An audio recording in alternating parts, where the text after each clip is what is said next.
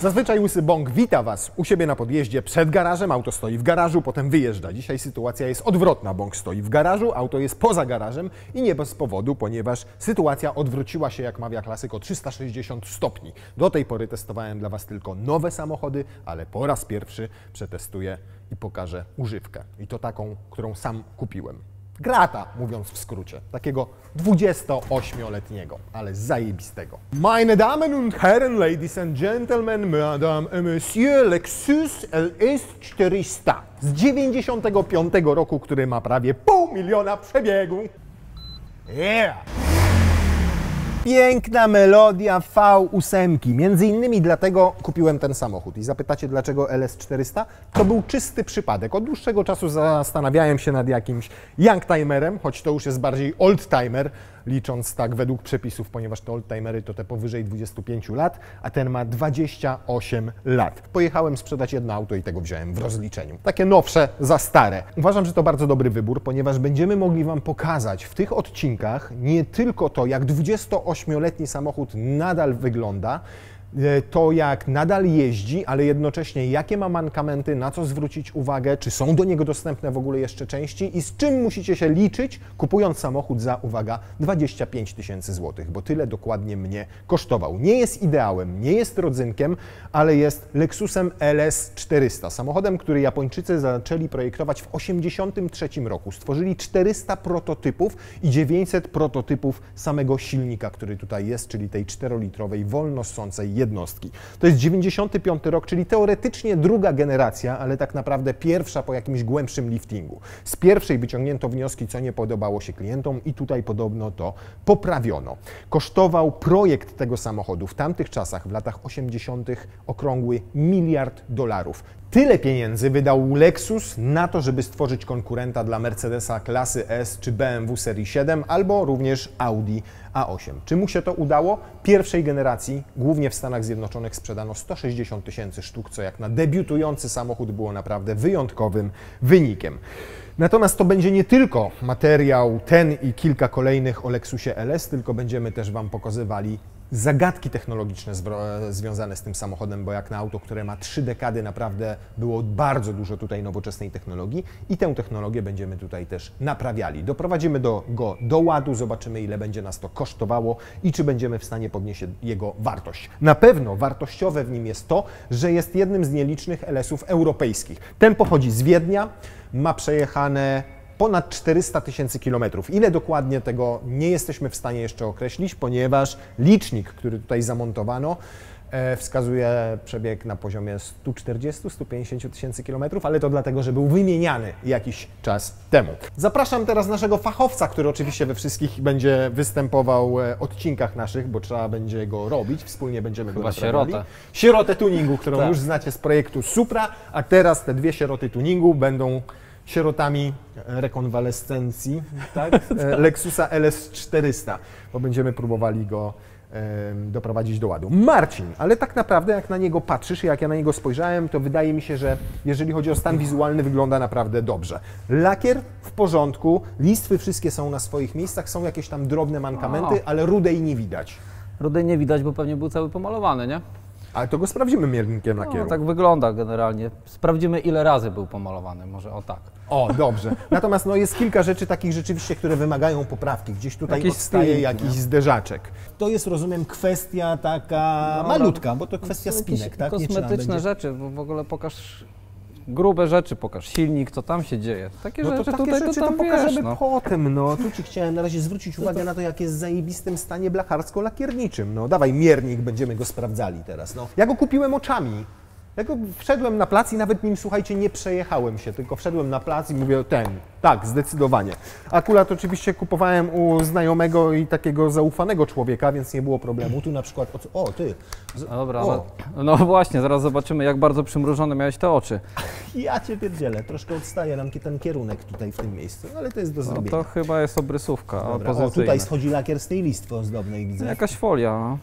Może to jest jeszcze fabryczna folia Tak, po prostu, która jeszcze go nie odklejona jeszcze nie była, odklejona. wiesz, tak. Ale słuchajcie, z takich fabrycznych rzeczy, które on ma naprawdę jeszcze prawie, że w oryginale, dzisiaj w samochodach jest problem z znalezieniem miejsca na przykład na apteczkę, nie? Tak, to jest No, duży bo gdzieś problem, tam jak się ją poniewiera dokłada, po bagażniku. zawsze w Zobaczcie, jak to rozwiązano w Lexusie wówczas. Czemu dzisiaj nie ma takich rzeczy? Pod fotelem jest taka skryteczka, w której jest taka szufladeczka. Jak szufladeczkę się otworzy, to proszę bardzo, jest komplecik, apteczka, ta jeszcze austriacka. No nie jest z 95 roku, ale niewiele młodsza, 2011. Pewnie przy jakimś serwisie albo podczas badania technicznego ją wówczas wymieniono, a potem przyjechał na przykład do Polski, już nikt się tym nie przejmował. Takie pierdołki bardzo lubimy w tym samochodzie. No pokaż, co ten miernik Ci pokazuje. Na pewno chcesz to widzieć? Jeszcze nie wiem, no No przemyśl to. Dawaj, dawaj. 149, to dobry wynik czy zły? No, oryginał. Oryginał? Co Ty gadasz? No, oryginalna grubość. Jeszcze jakbyś go umył, to pewnie było troszeczkę mniej. Ja go nie myłem od 4 miesięcy, kiedy go kupiłem. No nie, a tu czemu więcej? Ale to ciągle w normie? Wiesz co, tutaj może być więcej, bo jak znalazłem w materiałach, mniej więcej ta część maski była pokryta taką warstwą antychippingową, czyli ma grubszy i większy podkład pod lakierem, A żeby po co? się tak nie odbijało kamienie, nie odbijało lakieru. No i dlatego ona jest naprawdę w dobrym stanie. Zobaczcie, samochód, który ma prawie 500 000 kilometrów i nie ma tutaj żadnych absolutnie śladów po kamieniach, gdzie wiecie doskonale, jak potrafią wyglądać samochody z nowymi lakierami, tymi wodnymi. Coś tu było w końcu, czy nie było? Coś mogło być przypolerowane na klarze, ale to są jakieś tam kosmetyczne rzeczy. To nie Ale było generalnie takie lakier wspomniane, oryginalny. jest A nieźle. weź błotniki, zobacz, czy będzie tak samo. No ja Cię kręcę, zobaczcie. Tu w ogóle nie ma lakieru w tym miejscu, gdzie przykładam. Jest tak grubo szpachli. Tak? Naprawdę? No, Czyli tu jest z przodu błotnik oryginalny, tak, poszpachlowany. a tu z tyłu jest szpachelka. Ale na błotniku? Że to łatwiej wymienić. No, może łatwiej było O poszpachlować. kurna, lewa strona to z gliny ulepiona, widzę. Chyba trzeba wziąć miernik, który jednak ma większy zakres. A może on ma A aluminiowe? może te aluminiowe, nie? A może to aluminiowe? Ale on nie miał nic z Nie, aluminium nie, niestety. nie. Natomiast ważył całkiem niewiele, ponieważ nawet w dokumentach, które mamy, wychodzi, O, że matko. tutaj masz 1745 kg. To współczesne limuzyny ważą już ponad 2 tony, te nowoczesne, mimo że tutaj gratów też było dużo. Tu 281 to w normie czy nie w normie? Czy lakier Nie, był? nie w normie. To już jest powtórne lakierowanie. No był pomalowany. Był pomalowany. Był pomalowany. Spojrzysz pod światło, to tutaj widać. Cały. Lewa strona. Ale to dobrze, dlatego tak świeżo i porządnie wygląda. No. Tak, dlatego kupowałeś oczami. Dlatego go kupiłem oczami, bo bardzo ładnie się błyszczał, jak stał na parkingu. Tak, no ta prawa też. Czyli z prawej też. No ale czego oczekiwałeś, że za 25 000 kupisz LS-a 400, który jest nielakierowany? Za 25 000? No tak. A, no to. No to fajne, dobre egzemplarze tych samochodów, które naprawdę są zadbane i są sprowadzone z Japonii czy ze Stanów Zjednoczonych i mają przebiegi oryginalne koło tam 150-200 tysięcy kilometrów, potrafią kosztować pod 100 000 złotych już. Powiem ci Taki tak. to się zrobił Youngtime. Dobrze, że jest pomalowany, bo przynajmniej nie będziemy musieli go drugi raz malować. Wizualnie, już go Wam przedstawiliśmy, to powinniśmy się nim przejechać, bo tam dopiero wyjdzie nam mankament. A pod maskę? A pod maskę też, tak? No przecież ten legendarny silnik, który wytrzymuje wszystko. Uwaga, uruchamiam piękne 4-litrowe V8 wolnossące. Pompa wspomagania chodzi. Słyszysz? To podobno jest do zrobienia. Poprzedni sam właściciel silnik mnie ładnie, uprzedzał. ładnie pracuje. Akumulator już wymieniłem, bo był słaby. Z Audi e-trona Szkoda, jest. że go też niczym nie udało się przymocować.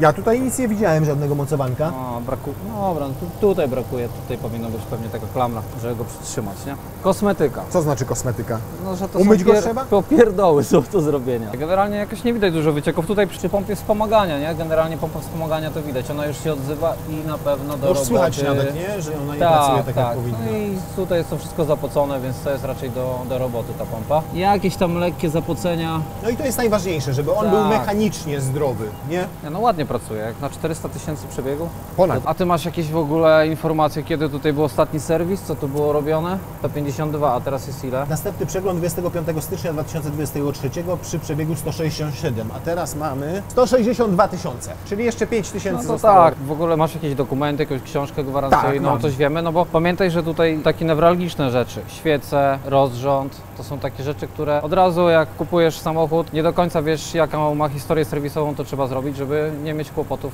przy dalszej eksploatacji. Mam faktury z Toyoty nawet, ponieważ on był już serwisowany w Toyocie w Polsce, ale muszę zerknąć dokładnie, co było kiedy wymieniane i tak dalej. Niemniej i tak dla bezpieczeństwa wolałbym w pierwszej kolejności wymienić wszystko to, co eksploatacyjne, po to, żebyśmy mieli pewność, że nie będzie to domino, że to, co zaniedbamy na początku, pociągnie za sobą kolejne wydatki. I chyba tak się powinno robić z używanymi autami, nie? To jest taki standardowy pakiet startowy. Wszystko, co jest eksploatacyjne, wymieniamy. Oleje, filtry, rozrząd, świece.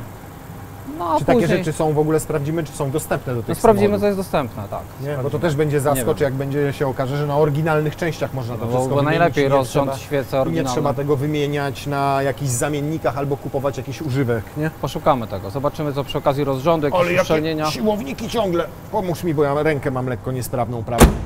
Co doskonale wróży temu projektowi, że będziemy go razem robili. Szczególnie. Na 3 ręce.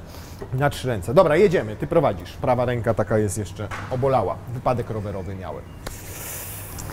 To jest moje a trzeba maksymalne było jeździć- zgięcie, a to jest maksymalny wyprost póki co. A mogłeś jeździć Staw samochodem. łokciowy.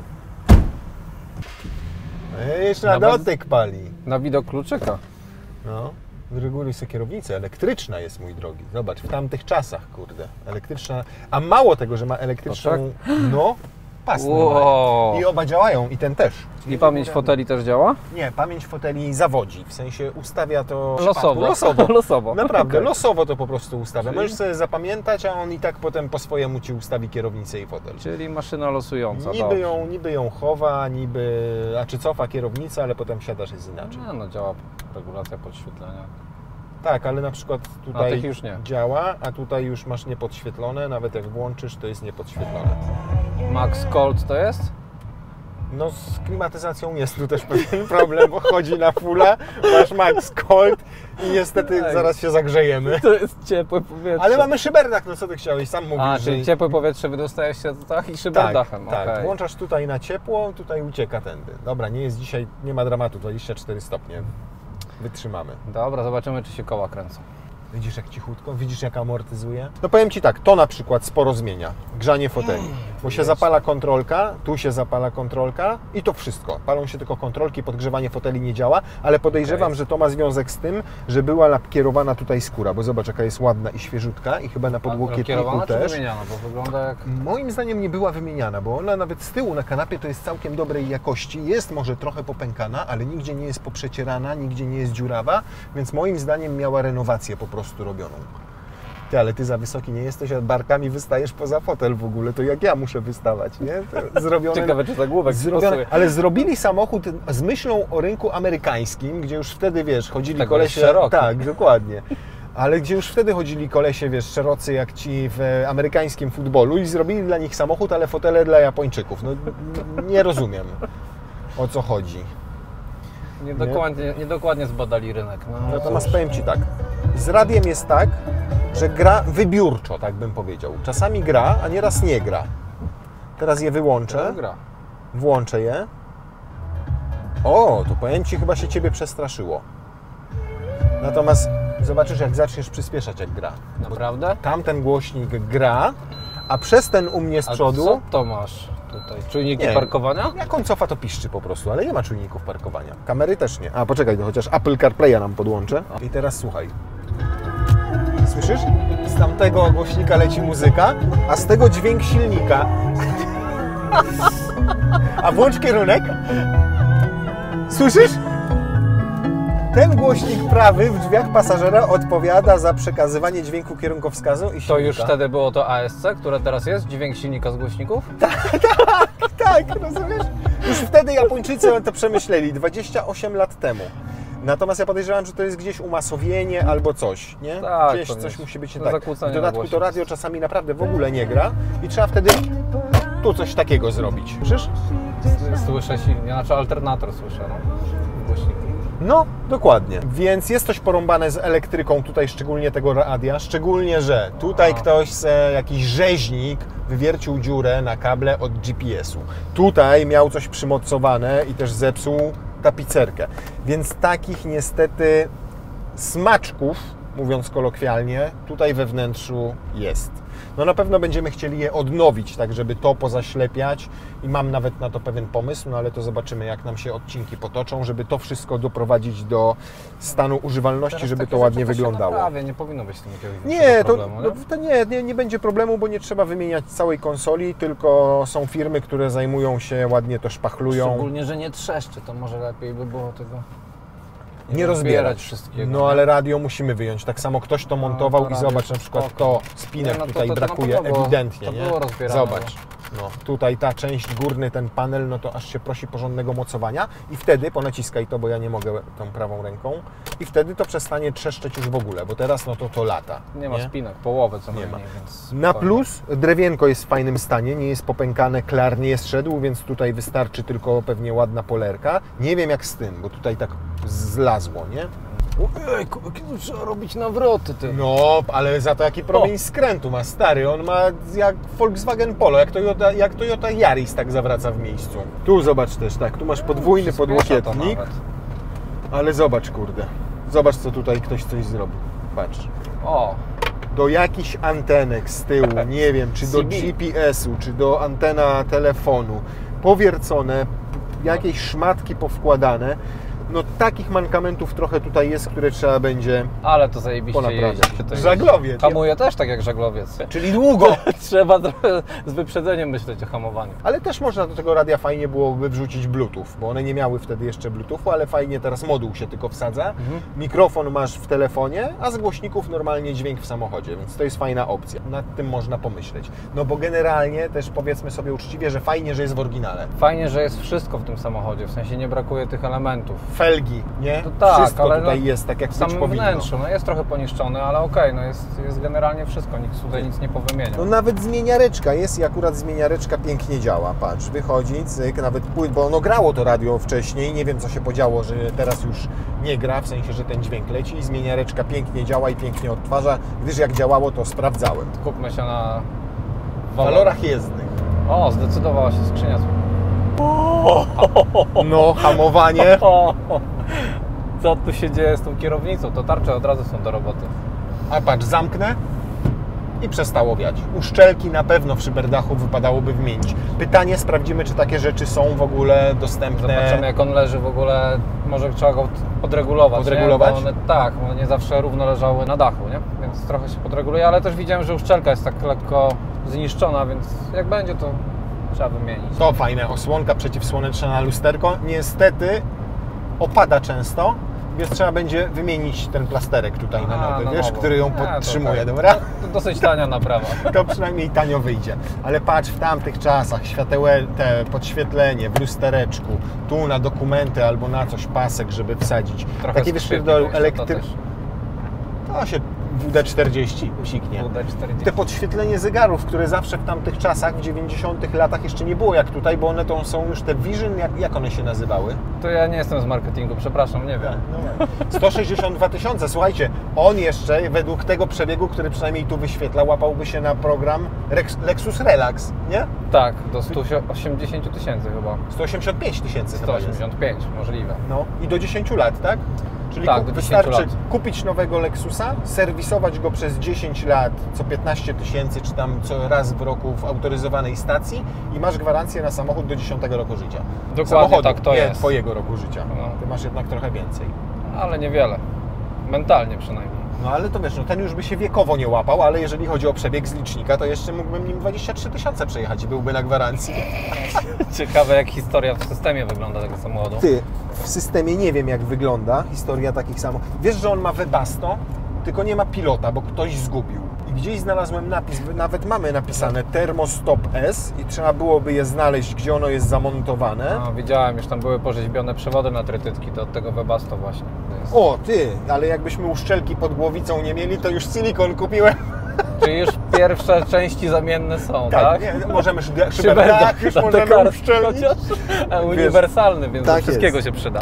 Szczelka pod głowicą, co tam siadło? Zobacz, jaką mam stary tutaj książkę. Lexusa. Nawet pożółkła już. No i to wszystko w oryginale, zobacz. Serwis heft LS400.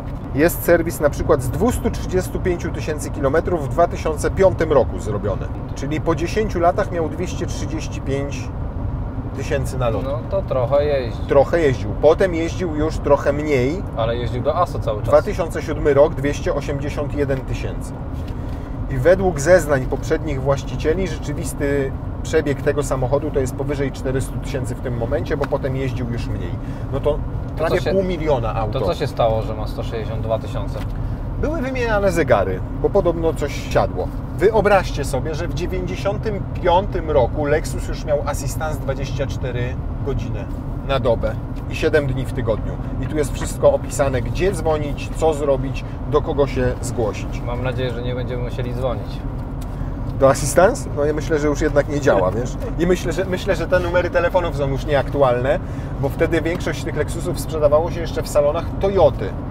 W całej wtedy ówczesnej Unii Europejskiej tak naprawdę miałeś tych salonów kilkanaście. W Niemczech było ich 4, w Austrii, skąd pochodzi to auto, tylko 1, w Wiedniu. W Polsce jakoś brakuje kropki.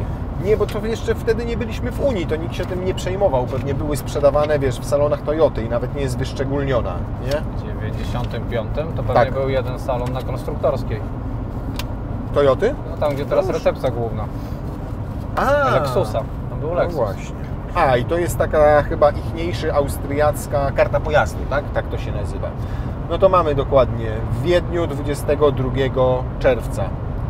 Juni. Pierwsza rejestracja, tak? Tak, Czy a sprzedaż? datum der Genehmigung, nie wiem co to znaczy, 18 czerwca 95 roku. Czy to jest produkcji, czy to jest sprowadzenia. No i miejsce oczywiście produkcji Japonia. 194 kW, bo to było już ten mocniejszy. Ten Pierwszy był mocniejszy, słabszy. poliftowy, tak. I on miał tam 260 parę koni, tu mamy. To wszystko fajnie opowiadasz w tym samochodzie. Ale Kierownica krzywo.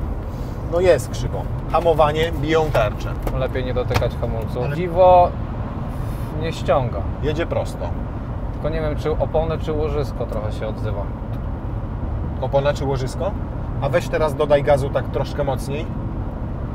Nie, to nie tak, a tak delikatniej. Puść gaz i dodaj teraz tak delikatnie. O! O matko. Słyszałeś? A weź tak jeszcze raz zrób. No. O. I to zależy kiedy. To stuknięcie moim zdaniem dochodzi od wału, nie? No prawdopodobnie. Trzeba przede wszystkim podporę wału sprawdzić. Tak to płynie generalnie. Zawieszeniowo on pięknie wybiera te nierówności, fajnie się zachowuje na drodze, nie nurkuje, bo tutaj ten przycisk, teraz jeździmy norm, ale mamy też high, sugeruje, że mamy wersję z pneumatyką, a ona nie była w każdym. Tak, bardzo fajna wersja, w tym, że no niestety jest dosyć skomplikowany układ, bo tak, jest kompresor, który musi to powietrze sprężyć, poduszki zamiast sprężyn pneumatyczne, zawory, które tym sterują, komputer i tak dalej, więc Po 400 000 może nie działać. no to zobaczymy nawet na postoju, jak on zmienia wysokość samochodu, to od razu będziemy wiedzieli, co się dzieje, nie? Bo nie Okej. sprawdzaliśmy tego. A on też chyba ma taką logikę, że podczas jazdy obniża nam samochód przy pewnych prędkościach. Tutaj masz taki przycisk, teraz jest norm, a jak weźmiesz PWR, czyli proszę więcej ruchu, to jest taki skrót, to szybciej redukuje te biegi i on naprawdę mocowo, to ja bym go chętnie sprawdził na hamowni, bo moim zdaniem on jest całkiem żwawy, ten silnik ciągle, po tym prawie 500 000 kilometrów. Pytanie, czy go sprawdzać na hamowni tak jak teraz jest, czy dopiero po tym pierwszym serwisie, gdzie tam te świece, No to po tym rozrząd pierwszym. i tak dalej. Potem zobaczymy, ile Zrobimy zostało, potem, nie? no. Albo możemy zrobić przed na przykład pomiar 0-100. A ile to będzie trwało? Nie wiem, ale on jest naprawdę żwawy. Wystarczy odcinka? No zobacz, patrz jak on idzie do 120. Nie, no jest fajny moment jest tego silnika. On tak, No fajny jest i on jest taki naprawdę, nim się fajnie, przyjemnie żegluje. prawda. Takie rzeczy pytanie, czy będą do wyprostowania. Nie podoba mi się to, że to nie jest zlicowane tak jak w Lexusie powinno być równiutko, nie? tutaj sprawdzimy sobie skrzynię. Natomiast powiem Ci, że wydaje mi się, że jednak Mercedesy czy BMW z tamtych czasów miały trochę mniej plastiku w środku. Nie masz takiego wrażenia? Fajne no są to te jest- bariery, bo on ma, wiesz, skórzane te boczki tutaj wykończone i z przodu i z tyłu. To jest miękkie i fajne, podłokietnik jest tutaj miękki, no ale gdzieś tam, gdzie niegdzie ten plastik jakby tak było go troszkę więcej. Ale na przykład tu jest nawet ten dolny schowek mięciutki. No Wiesz na co, pewno to będzie wszystko trzeba będzie rozebrać i pospinać na nowo. na spinki, może troszkę popodklejać niektóre elementy, bo jednak ten plastik po tylu latach, 28, Tak. No to jest, się zmienił już tą swoją, wiesz, konsystencję, tak Tak. się zaczyna robić kruchy, więc... No jedno zadanie będzie dla nas, żeby to ładnie na nowo pospinać, tam gdzie możemy, a drugie dla chłopaków od detailingu, od wnętrza, od doprowadzenia go do ładu, żeby to wszystko ładnie odnowić, żeby nabrało świeżości. Kierownica na przykład też moim zdaniem była obszywana, tylko zobacz z jakiej jest kurna fatalnej, jakby z gumy jakby była. Ona się obraca normalnie na wieńcu, widzisz? Tak. Więc ktoś, o ile te fotele zrobił ładnie tutaj z przodu, Tutaj jest. co? Oderwana jest w tym miejscu. Tak jakby była oderwana, ale na dole też, ona po prostu nie została przyklejona.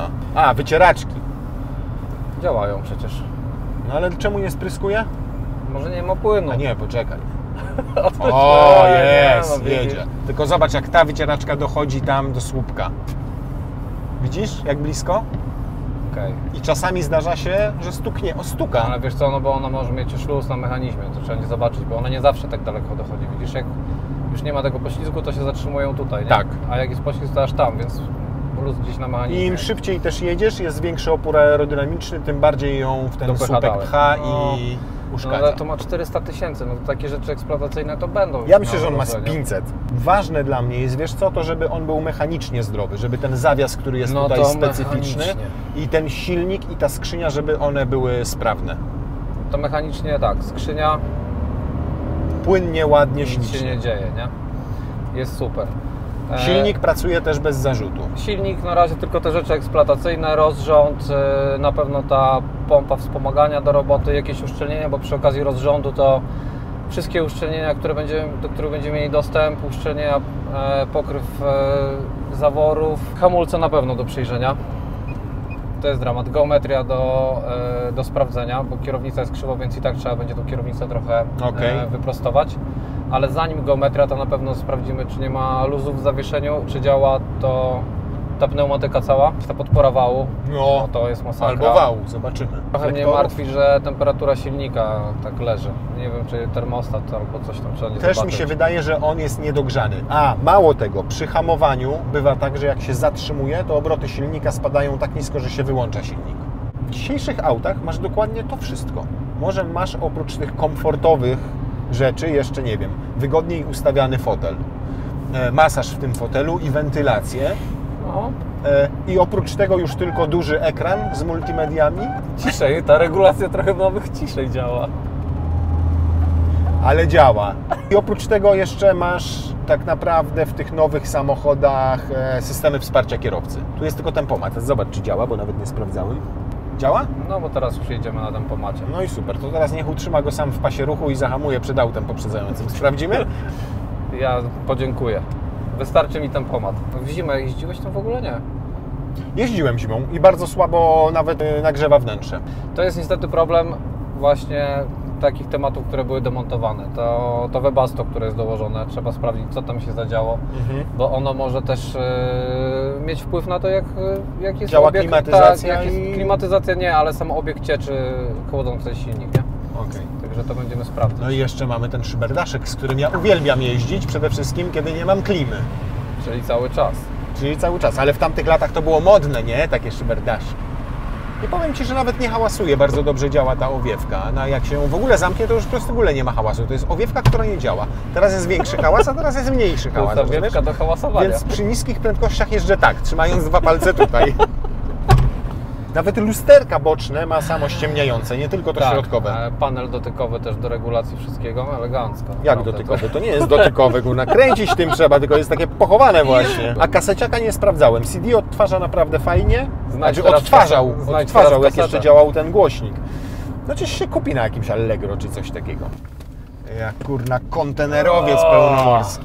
Ale trzeba będzie sprawdzić, czy działa. Zmienne tłumienie amortyzatorów tutaj dosyć mocno powinno działać, dlatego że zapobiega też tym przechyłom przy przyspieszaniu, przy hamowaniu i przy skręcaniu. No wiem, nawet są filmiki takie w internecie, gdzie porównują wersję z tym klasycznym zawieszeniem do tego i nawet jak jedzie po poprzecznych nierównościach, to buda powinna się utrzymywać w Tak. pionie i w poziomie idealnie, nie? Łapać ten balans. Ten system jest mega pokomplikowany. Jest czujnik przyspieszeń z przodu pionowych, czujnik przyspieszeń pionowych z tyłu. No i sterownik, jak mając ten sygnał, próbuje te przyspieszenia zniwelować właśnie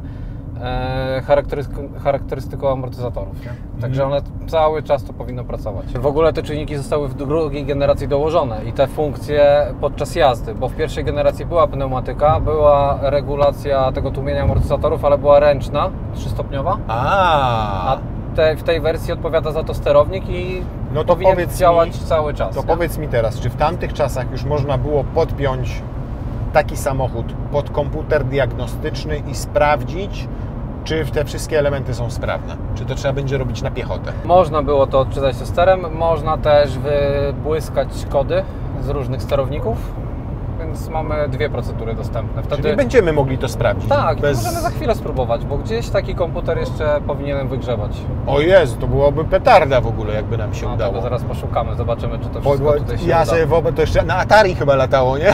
Chyba Atari było bardziej zaawansowane. Dobre. Spryskiwacze Nic nie leci na szybę chyba, czyli nie działają. na światło to są. Tak.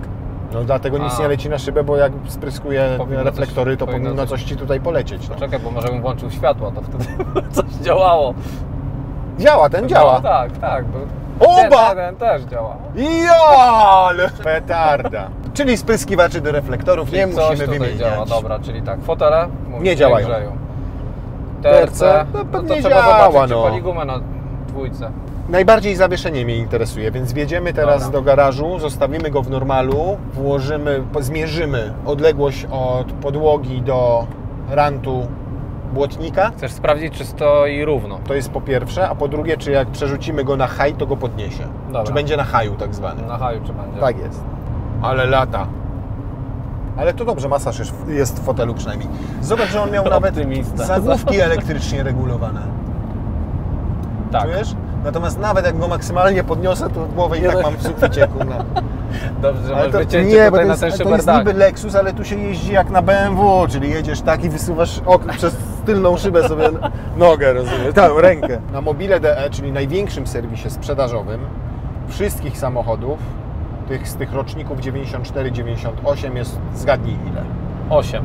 4. Z tych 4 jedna to ktoś napisał Lexus LS 400, ale w nawiasie jest Toyota Celsior, czyli to, co było odpowiednikiem tego Lexusa, tylko nazywało się znaczkiem Toyota. Toyota. No i zaczynają się od 8900 euro, a jak jest taki no naprawdę już... 900 euro? Tak. To kupiłeś ten samochód za pół ceny. No tak na to by wychodziło, nie? Ale są i takie, jest za 15 000 euro i ma 166 000 przebiegów. 15 000 euro. I to jest wersja jeszcze 94 rok, czyli UCF20 i ta przed To ta liftem, sama. tudzież pierwsza generacja. Nie, UCF20 to jest twój też. To, co w ogóle zrobiłeś, że udało Ci się go tanio kupić, to moim zdaniem jest fajne podejście w ogóle do takich klasyków, bo i tak trzeba by było w niego wpakować kupę kasy. To nie ma szans, żeby w samochód, który ma tam 20 parę lat, nie trzeba było inwestować, więc lepiej go kupić taniej, zrobić wszystko od początku swojemu. tak, jak chcesz mieć. Praktycznie wyjdziecie w całkiem przyzwoitych pieniądzach, ale na pewno w super stanie technicznym. Czyli dobry deal zrobiłem. Tak, możemy to ocenić już po pierwszej jeździe, ale jak wjedziemy na podnośnik, to miny pewnie trochę zrzędną. No mówiłem Ci, zgasł teraz nam, jak hamowaliśmy, Tak, bo spadają tak obroty. tak, no dobra, to ciekawy temat jest.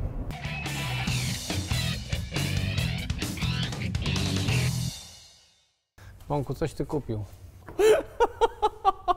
No, bo na buty mi leci. Ty, co za idiota to wsadził tam? To nie jest Nie, to normalne jest chyba odpowietrzenie tego, nie? Tam nie ma spustu wody, bo ta woda normalnie tam nie powinna się znajdować.